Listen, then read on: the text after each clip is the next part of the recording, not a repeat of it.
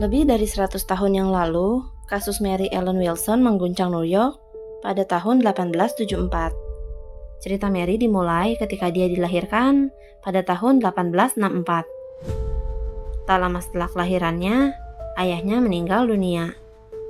Pada saat itu, sang ibu masih berusaha menghidupi Mary dengan bekerja dari satu tempat ke tempat lain.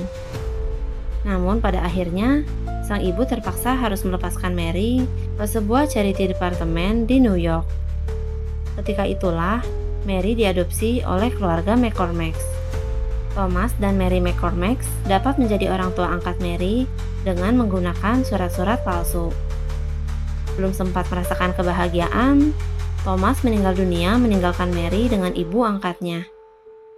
Tak lama berselang, ibu angkatnya segera menikah lagi dan pindah ke sebuah apartemen dengan membawa Mary. Sayangnya, Mary dibawa serta bukan dijadikan sebagai anak mereka, melainkan sebagai pelayan. Di apartemen itulah, Mary setiap hari dipukul dan dicambuk. Tidak jelas berapa lama Mary disiksa oleh ibu angkatnya, tapi yang pasti, tetangga Mary mulai mencurigai kondisinya dan berusaha mencari tahu tentangnya.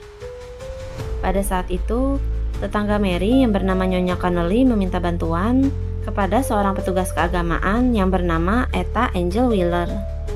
Keduanya pun berpura-pura hendak merawat seorang wanita tua yang menghuni apartemen tersebut untuk mendapatkan kunci dari penjaga pintu.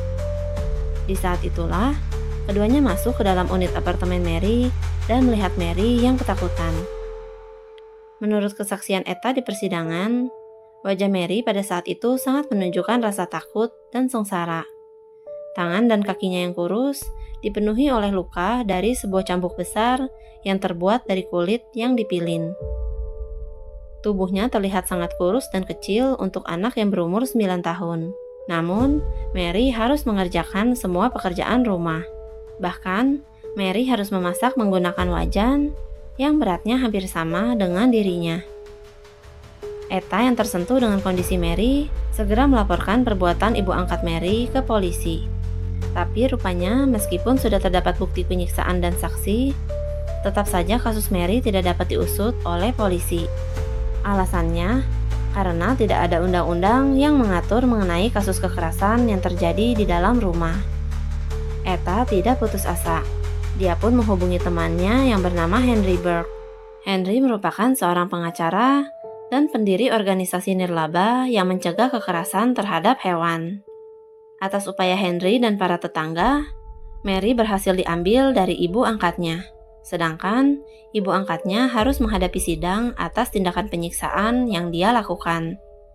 Di persidangan, Mary mengatakan kalau dia tidak tahu berapa usianya. Dia pun tidak pernah merasakan kasih sayang sedikit pun.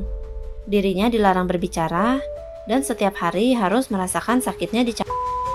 Mary bahkan tidak tahu kenapa dirinya harus selalu dicambuk. Lalu Mary menunjukkan bekas luka di dahinya yang didapat setelah ibu angkatnya menyerang dirinya menggunakan gunting. Yang Mary dapatkan dari ibu angkatnya hanyalah luka hitam dan biru di sekujur tubuhnya. Pengakuan Mary yang mengiris hati menarik perhatian publik, sampai merubah sistem hukum di Amerika mengenai pencegahan kekerasan terhadap anak-anak. Meskipun ibu angkat Mary hanya dihukum selama 1 tahun penjara, namun pada akhirnya Mary dapat merasakan kebahagiaan. Sebab Mary diadopsi oleh Etta Angel Wheeler. Etta dapat memberikan kasih sayang dan kebahagiaan pada Mary.